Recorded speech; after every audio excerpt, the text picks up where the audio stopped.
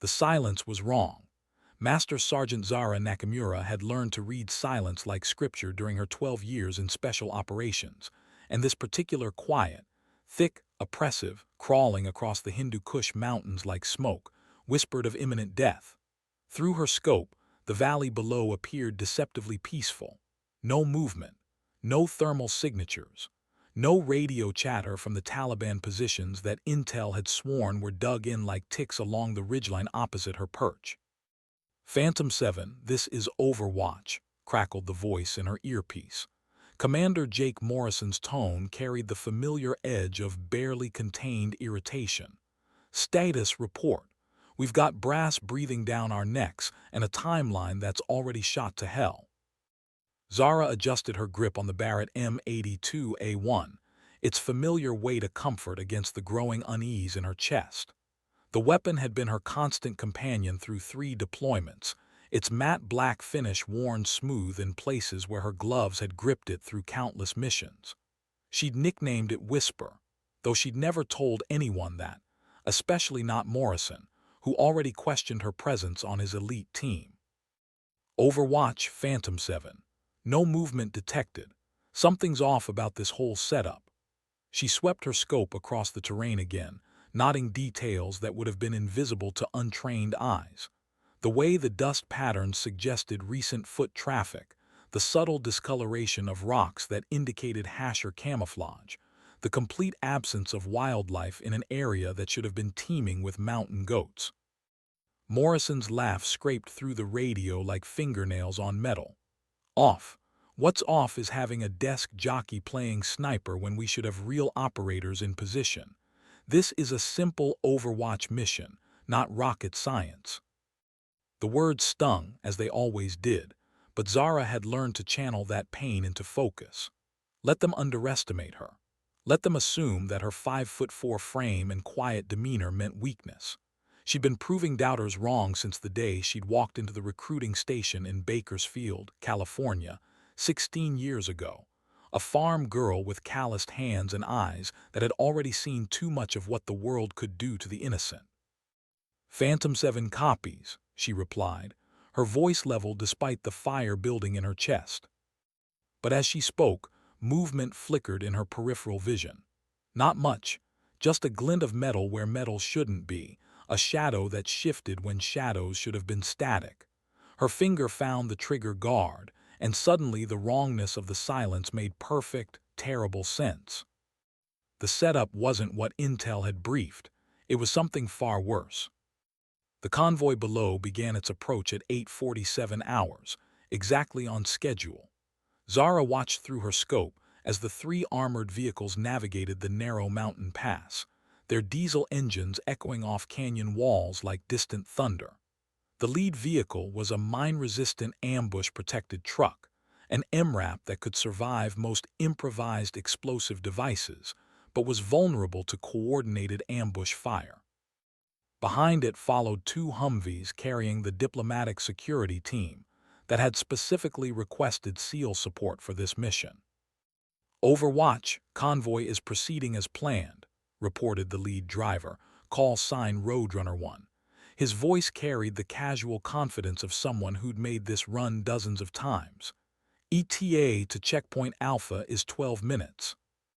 Morrison's voice cut through the radio traffic with characteristic abruptness. Roger, Roadrunner. Phantom 7, I want eyes on every potential firing position. And try not to jump at shadows. This isn't your first deployment, supposedly.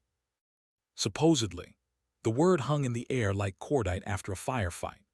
Zara had earned her position through the same grueling selection process as every other operator on the team, had outshot most of them during qualification, had pulled Morrison's own ass out of the fire during that cluster in Kandahar 8 months ago. But in his mind, she would always be the diversity hire, the political correctness experiment that headquarters had forced on his brotherhood of warriors. She methodically scanned the ridgeline opposite her position, noting wind direction, atmospheric conditions, and the subtle heat shimmer that would affect long-range accuracy. The Barrett was sighted for 800 meters, though she was confident in her ability to reach out to 1,200 if necessary. Her shooting record spoke for itself. 97% accuracy over combat conditions, with confirmed kills at distances that had made even the instructors at sniper school pause their critiques mid-sentence. Movement 2 o'clock, approximately 900 meters, she reported, her voice steady as bedrock. Through the scope, she could make out what appeared to be a shepherd moving goats across a distant slope. But something about the figure's gait, the way he occasionally paused to scan the convoy route, triggered her combat instincts. Shepherd with livestock, Morrison dismissed. Focus on real threats, Phantom 7. But Zara's finger was already sliding inside the trigger guard. The shepherd's movements were too deliberate, too coordinated with the convoy's approach. And there, a glint of metal that definitely wasn't a shepherd's staff. Her breathing slowed, heart rate dropping into that focused zone where time seemed to stretch like taffy. The first shot came not from her position, but from the ridgeline below. A rocket-propelled grenade streaked toward the lead MRAP, trailing smoke and death. The RPG struck the lead vehicle's front quarter panel with a thunderclap that rolled across the mountains like God's own judgment. The MRAP's armor held, but the explosion lifted the front end off the ground for a heartbeat before gravity slammed it back down. Smoke poured from the engine compartment as the driver fought to maintain control.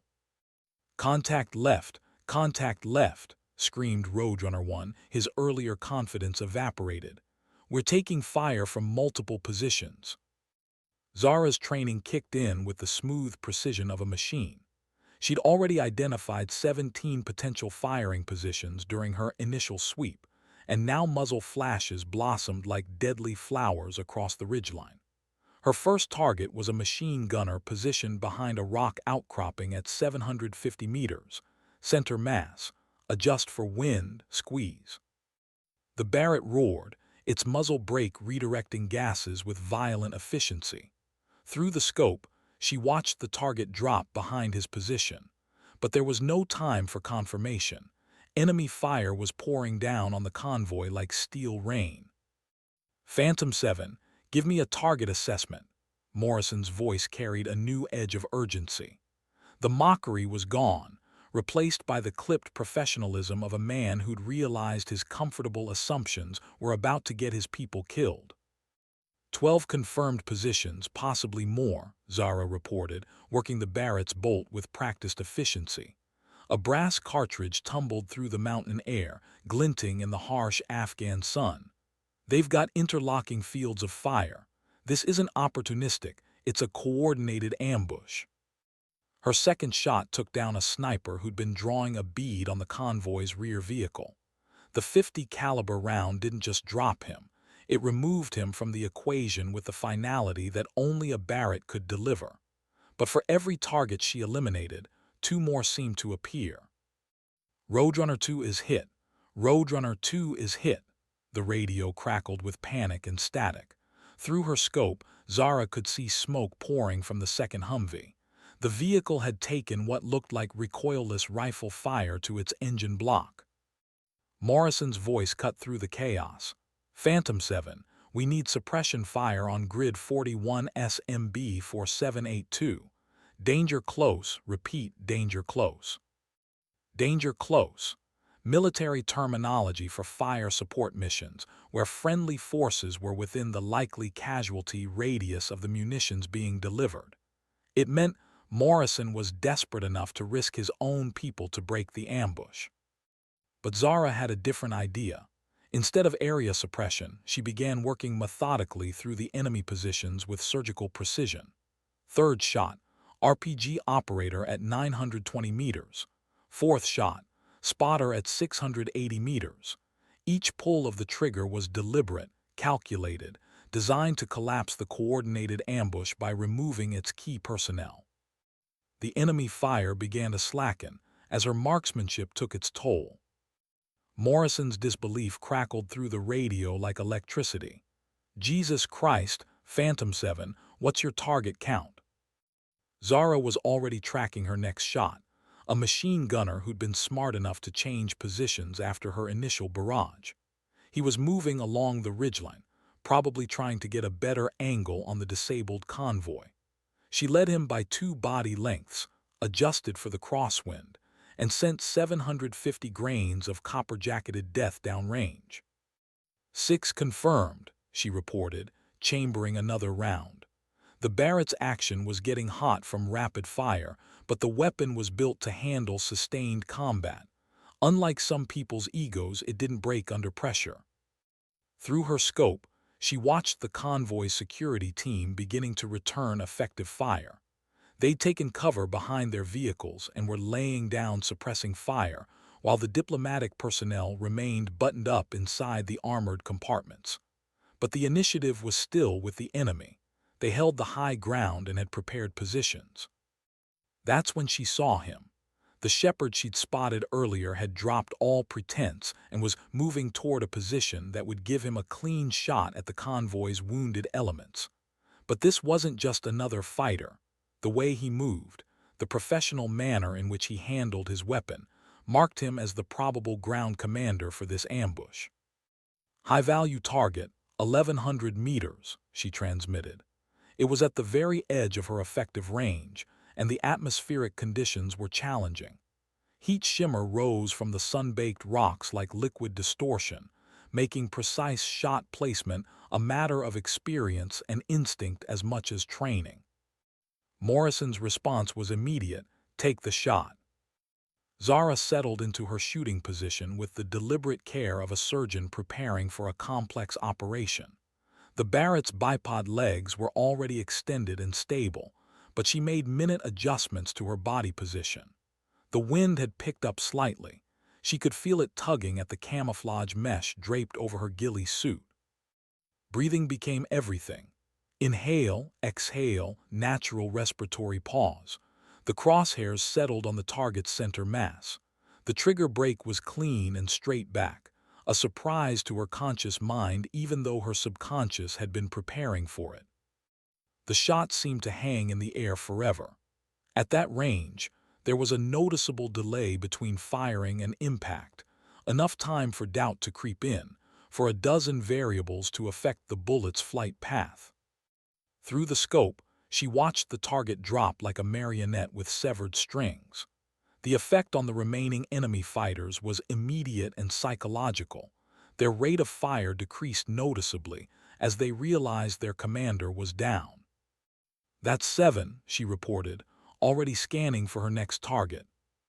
The ambush was collapsing, but Zara knew from experience that wounded predators were often the most dangerous.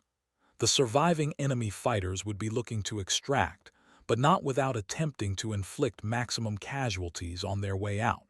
She needed to keep the pressure on.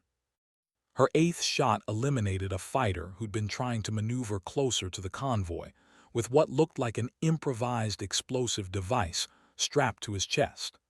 The Barrett's round detonated the device prematurely, sending a pillar of smoke and debris into the clear mountain air. "Good God," Morrison's voice held something she'd never heard from him before, respect tinged with awe. "Phantom 7, you're turning this whole thing around single-handed." But Zara was already tracking movement on the far side of the valley. 2 figures were attempting to withdraw along a goat path that would take them out of effective small arms range. If they escaped, they'd live to plan another ambush, possibly targeting the convoy's return trip or the next diplomatic mission.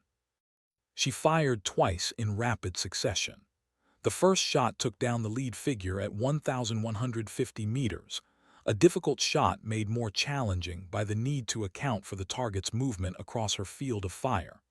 The second figure dove for cover behind a boulder, but Zara had already calculated his most likely hiding spot. Her 10th shot ricocheted off the rock face before finding its target. Not her most elegant piece of marksmanship, but effective nonetheless. The valley fell silent except for the distant sound of the convoy's engines and the occasional pop of cooling metal. Zara performed a methodical scan of the entire ambush site, looking for any remaining threats. Her shoulder ached from the Barrett's recoil. 50 rounds of .50 BMG ammunition delivered precision fire that came with a physical cost. "Phantom 7, give me a final count," Morrison requested. His voice had completely changed from the dismissive tone he'd used at the beginning of the mission. 10 confirmed kills in approximately 90 seconds of engagement, Zara reported. She could hardly believe it herself. 10 targets, ranging from 680 to 1,150 meters, under combat conditions with multiple variables affecting shot placement. The radio was quiet for a long moment. When Morrison spoke again, his words carried weight. "Outstanding shooting, Phantom 7. I've been doing this for 15 years and I've never seen anything like that." Below in the valley, the convoy was beginning to move again. The damaged vehicles were still operational, though they'd need maintenance once they reached their destination. More importantly, all personnel were accounted for and uninjured, an outcome that would have been impossible without precision sniper support. But for Zara, the mission wasn't over until everyone was safely back at base. The extraction went smoothly, but Zara remained in overwatch position until the convoy had cleared the danger area and reached the relative safety of the forward operating base. Only then did she begin the careful process of breaking down her shooting position, policing her brass, camouflaging the site, and preparing for her own movement back to friendly lines. The Barrett felt heavier during the trek back, not from physical weight but from the significance of what had just occurred. 10 confirmed kills in 90 seconds. The numbers would be verified, documented, and eventually added to her official record. But more than statistics, something fundamental had shifted in the dynamic between her and Morrison's team. Back at the base, the debrief was unlike any she'd experienced. Morrison stood before the assembled team, 8 of the most elite special operations personnel in the military, and walked them through the engagement step by step. When he reached the portion of the brief dealing with her sniper support, his tone was matter-of-fact but respectful. Phantom 7's precision fire prevented what could have been a catastrophic loss of personnel and material, he stated. Her shooting was textbook perfect under combat conditions that would have challenged anyone in this room. The other team members nodded their acknowledgement. These weren't men who gave praise lightly. Each had earned his position through years of combat experience and countless hours of training. Their acceptance meant more than any medal or commendation could. After the formal debrief, Morrison approached her privately. The swagger was gone, replaced by something approaching humility. "I owe you an apology," he said without preamble. "And more than that, I owe you my respect. What you did today saved lives, including mine, probably. I've been an ass and there's no excuse for it." Zara studied his face, looking for any trace of insincerity. She found none. Morrison might be arrogant and set in his ways, but he was also professional enough to recognize exceptional performance when he saw it. "We all have our doubts until we see someone perform under fire," she replied diplomatically. "Today was a good day to prove that trust is earned through action." Morrison extended his hand. "Welcome to the team, Phantom 7, for real this time." As they shook hands, Zara felt a shift in her own perspective. The chip on her shoulder, the defensive anger she'd carried through years of having to prove herself over and over again, began to ease. Not disappear entirely, because the military was still an institution struggling with change, but ease enough to let her focus on what really mattered: the mission and the people depending on her to execute it flawlessly.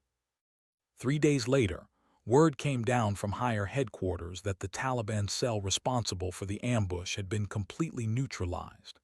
Intelligence sources confirmed that Zara's precision shooting had eliminated the cell's entire leadership structure and most experienced fighters.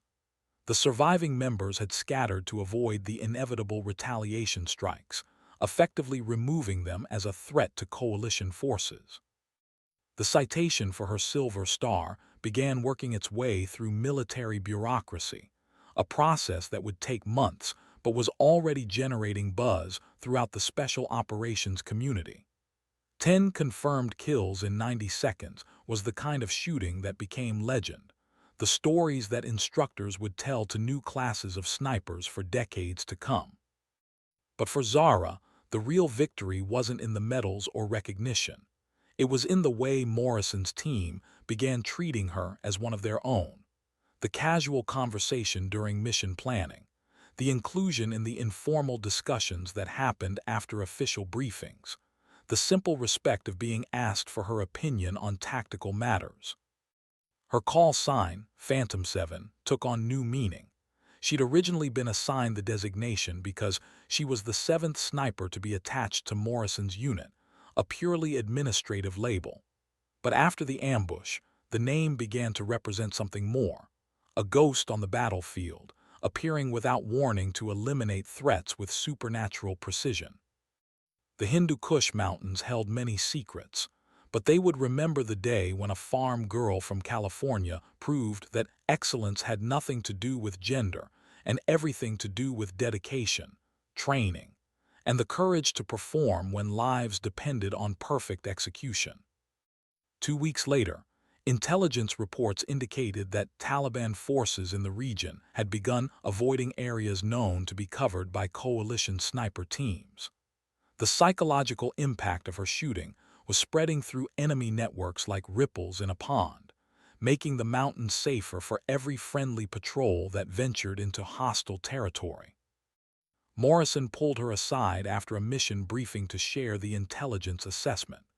"They're calling you the ghost of the Hindu Kush," he said with genuine admiration.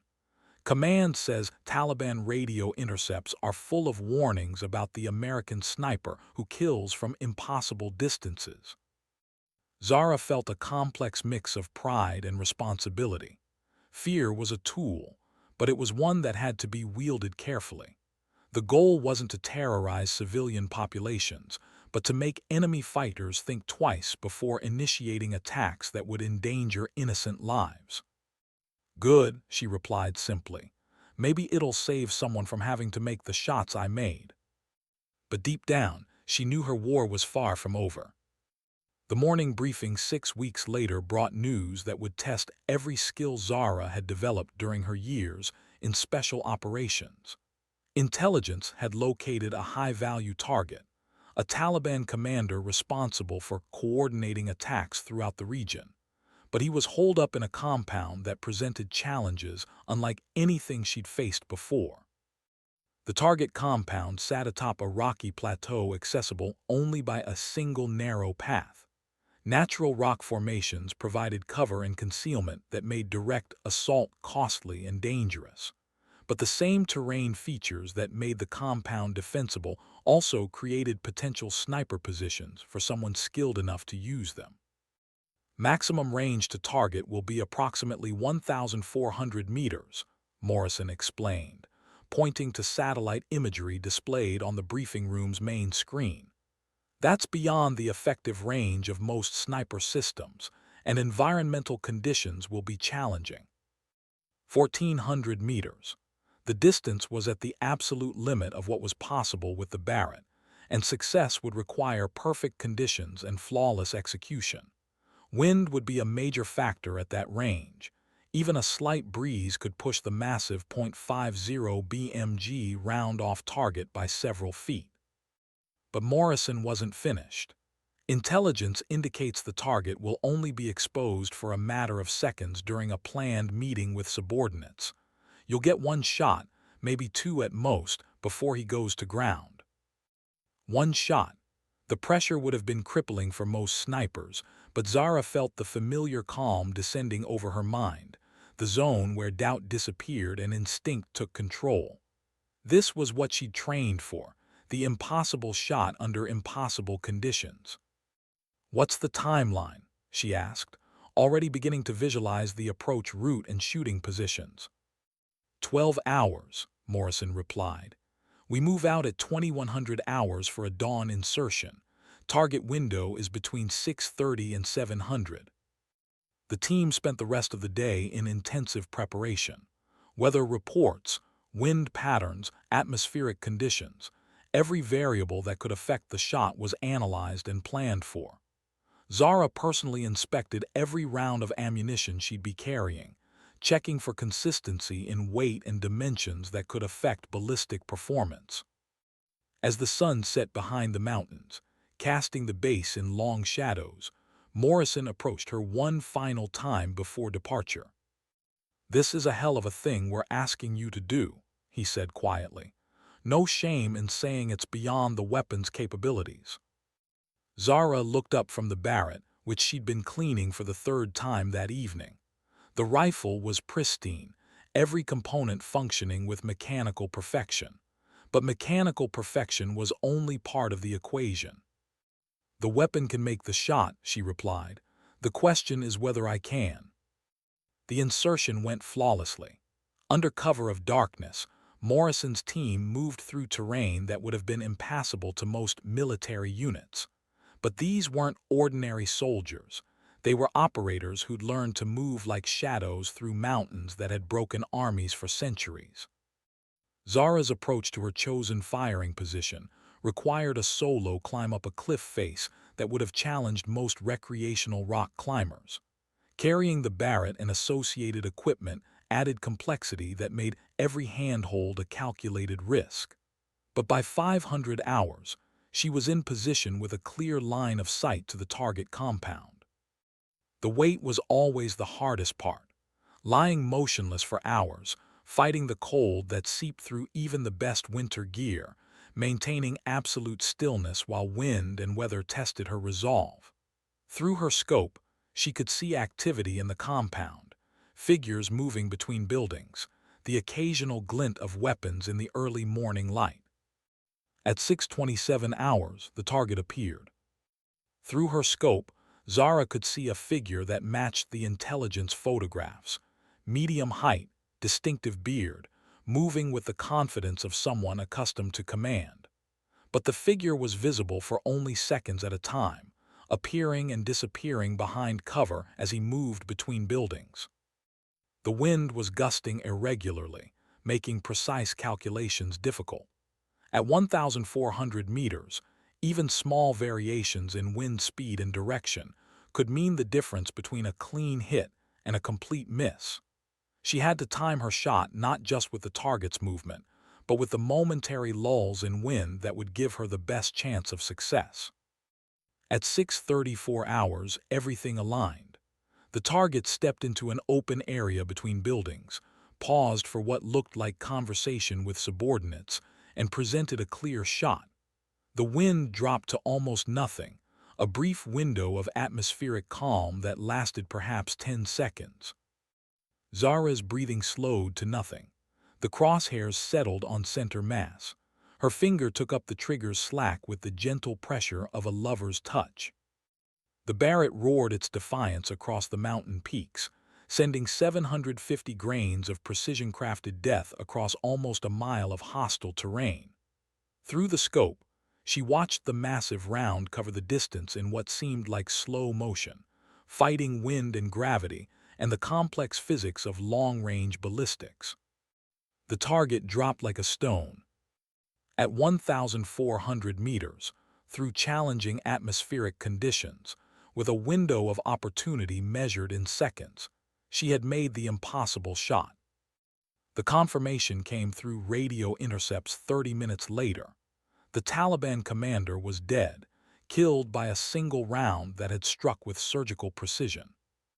The extraction was complicated by enemy forces converging on the area, drawn by the sound of the Barrett's distinctive muzzle blast. But Morrison's team had planned for this contingency, and they melted away into the mountains like smoke before the first search parties reached their former positions. Back at base, the impossible had become reality. Zara Nakamura had made a confirmed kill at 1,400 meters under combat conditions that challenged every assumption about the limits of precision marksmanship. The shot would be studied at sniper schools for generations, analyzed frame by instructors trying to understand how human skill and mechanical precision could combine to achieve the theoretically impossible. But in the immediate aftermath, As Zara cleaned the Barrett for what felt like the thousandth time in her career, she found herself thinking not about records or recognition, but about the lives that shot would save. The Taliban commander had been directly responsible for coordinating attacks that had killed dozens of coalition personnel and hundreds of Afghan civilians. Morrison found her in the armory, still working methodically through the rifle's cleaning routine, even though the weapon was already spotless. "Penny for your thoughts," he said, settling into a chair beside her workbench. Zara looked up from the Barrett's bolt carrier group, which she'd been inspecting for carbon fouling that wasn't there. "Just thinking about distances," she replied. "Physical distance, emotional distance, the distance between who we think we are and who we actually are when everything's on the line." Morrison nodded slowly. He'd served long enough to understand that the most difficult battles weren't always fought against enemy forces. Sometimes they were fought against the weight of decisions made in split seconds, against the accumulated stress of years spent balancing on the knife edge between life and death. "For what it's worth," he said, "you've earned something that can't be taught or purchased or granted by headquarters. You've earned the absolute trust of every person on this team. We know that when you say you can make a shot, you can make it. Period. End of discussion." Trust. The word carried implications that went far beyond military hierarchy or operational effectiveness. It meant Morrison and his team were willing to bet their lives on her judgment and skill. It meant they viewed her not as an outsider trying to prove herself, but as an integral part of their brotherhood. "Thank you," she said simply, but the words carried years of accumulated struggle and determination. Outside the armory, the Afghanistan sun was setting behind mountains that had witnessed the rise and fall of empires, the passage of armies, the dreams and failures of countless individuals who tried to impose their will on an unforgiving landscape. The recommendation for her Medal of Honor arrived 3 months later, accompanied by documentation that read like fiction, but was verified through multiple independent sources. The 1,400-meter shot had been confirmed not just by intelligence reports, but by battlefield surveillance footage that captured the entire engagement from multiple angles. But by then, Zara's war had taken a different turn. The psychological impact of her shooting had grown beyond anything intelligence analysts had predicted. Taliban forces throughout the region were avoiding areas where coalition sniper teams might be operating, fundamentally changing the tactical dynamics of the conflict. Enemy radio intercepts spoke of the Ghost in terms that bordered on supernatural, a figure who could appear anywhere, strike from impossible distances, and vanish without a trace. The mythology was useful from a psychological warfare perspective, but it also meant that Zara had become one of the most hunted individuals in Afghanistan. "They've put a bounty on your head," Morrison informed her during a classified briefing. $500,000 American.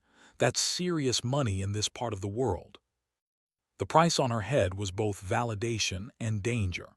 It meant enemy forces recognized her as a strategic threat worth extraordinary risks to eliminate. But it also meant that every mission carried the additional complexity of protecting not just the primary objective, but the sniper whose mere presence had become a weapon in itself. Morrison's team adapted their tactics accordingly. Deception operations designed to confuse enemy intelligence about her whereabouts.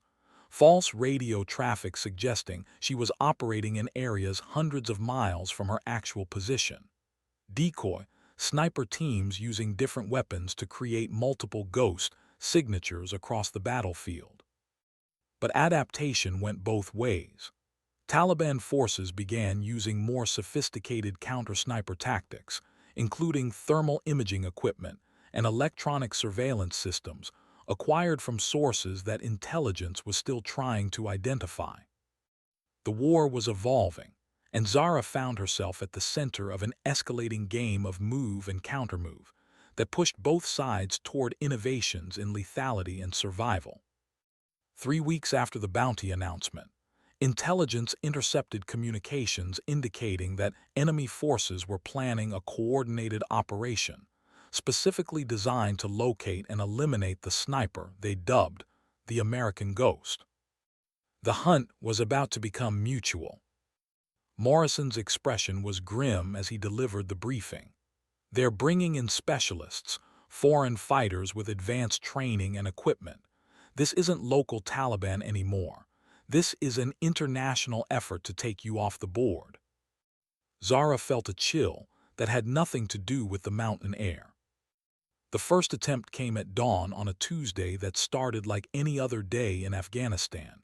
Clear skies, thin air, and the constant awareness that death could arrive without warning from any direction.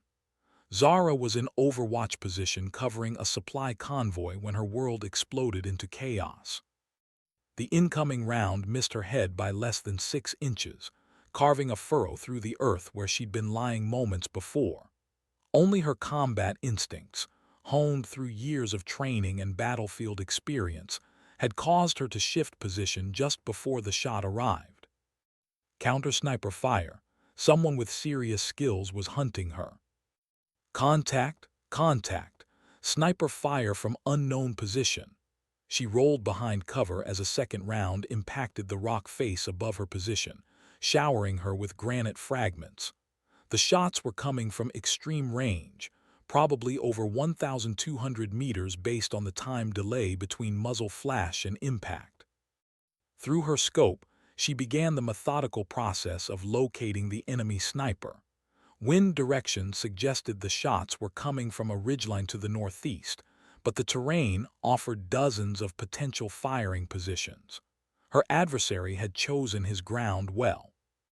A third shot struck closer, indicating the enemy sniper was adjusting his aim based on her movements. This wasn't random harassing fire. It was precise, calculated shooting from someone who understood the fundamentals of long-range marksmanship. Phantom 7, what's your status? Morrison's voice crackled through the radio with barely controlled urgency. Taking precision fire from an unknown sniper, approximately 1,200 meters northeast of my position, she reported while scanning through her scope. This guy knows what he's doing. The enemy sniper had discipline. He wasn't revealing his position through excessive firing. Each shot was deliberate, designed to force her movement and gradually narrow down her location. But patience worked both ways, and Zara had learned to wait for opportunities that less experienced shooters would miss. There, a glint of reflected sunlight from what looked like a scope lens, visible for less than a second before disappearing behind cover. The position was almost perfectly camouflaged, but the brief reflection gave her a precise point of reference. Range, 1,180 meters. Wind, gusting from the west at approximately 15 knots. Target partially concealed behind natural cover. One shot, maybe two, before he relocated again. Zara's breathing slowed to combat rhythm as she settled the Barrett's crosshairs on the spot where logic and experience told her the enemy sniper would reappear. The waiting game had become mutual, two professionals, separated by over a kilometer of hostile terrain, each trying to outweight the other. The enemy sniper made his mistake by taking one shot too many. When the enemy sniper rose slightly to acquire a better shooting angle, Zara was ready. The crosshairs were already positioned where her tactical instincts had predicted he would appear, and her trigger finger was prepared for the smooth, straight-back pressure that would send death downrange at 2,800 feet per second. The Barrett's roar echoed across the mountains like thunder, and through her scope she watched the distant figure crumple behind his rifle. The threat was neutralized, but she knew this had been just the opening move in what would likely become an extended campaign. Threat eliminated, she reported to Morrison, but her eyes were already scanning for additional targets. Experienced adversaries rarely worked alone, and the sophistication of this attack suggested a level of planning and resources that went beyond typical Taliban operations. Her instincts proved correct. Intelligence reports over the following days confirmed that foreign fighters with specialized training had been infiltrating the region specifically to target high-value coalition assets, with her at the top of their list. The psychological warfare was escalating. Enemy propaganda broadcasts began featuring detailed descriptions of her alleged activities, mixed with offers of massive rewards for information leading to her capture or death. Her face, somehow obtained despite operational security measures, began appearing on wanted posters distributed throughout the region. But perhaps the most unsettling development was the realization that someone with access to classified information was feeding intelligence to enemy forces. The precision of the sniper attack, the detailed knowledge of her operational patterns, the timing of the attempted assassination, all suggested that hostile forces had sources inside coalition headquarters.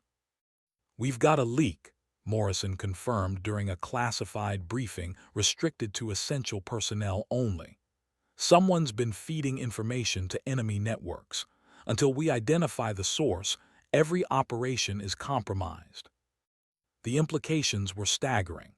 Every mission, every movement, every tactical decision could potentially be anticipated by enemy forces with access to classified intelligence. The war had become personal in ways that went far beyond professional rivalry or ideological conflict. Zara found herself isolated not just physically, but strategically. Trust became a luxury she could no longer afford, even among coalition forces.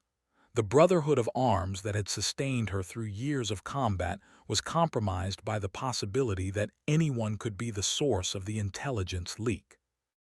Late that night, lying in her bunk and staring at the ceiling of her quarters, she made a decision that would define the remainder of her deployment. The hunters had become the hunted, but she refused to become prey. The decision to go active rather than remain defensive changed everything. Instead of waiting for the next assassination attempt, Zara began systematically hunting the specialists who'd been brought in to eliminate her. The psychological impact of turning the tables would be significant, but the tactical risks were enormous. Morrison was blunt in his assessment. "This is borderline suicidal. You're talking about operating alone in hostile territory, actively seeking engagement with enemy forces specifically trained to kill you." But Zara had spent weeks analyzing the intelligence reports, studying the patterns of attacks and attempted assassinations. The enemy specialists were good, but they were operating in terrain she'd come to know with intimate familiarity.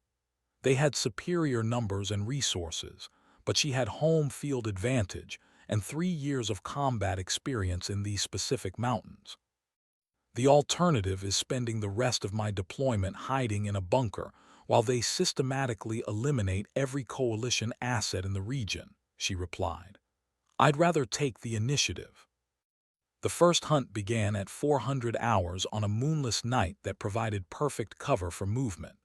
Intelligence had located what appeared to be a forward observation post being used by enemy snipers to coordinate their activities.